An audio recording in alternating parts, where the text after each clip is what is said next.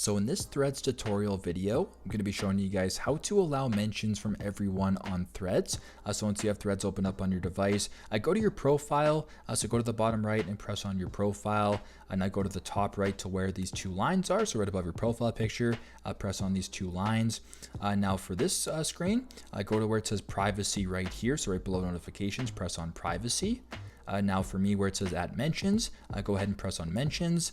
Now for me, it says I have allow mentions from everyone, but if you want to allow, if it's, on no one, for example, if it's on profiles you follow, if you want to make it to allow mentions from everyone on Threads, simply just make sure that everyone is highlighted, and there you go. That is how to allow mentions from everyone on Threads. I hope this video helps.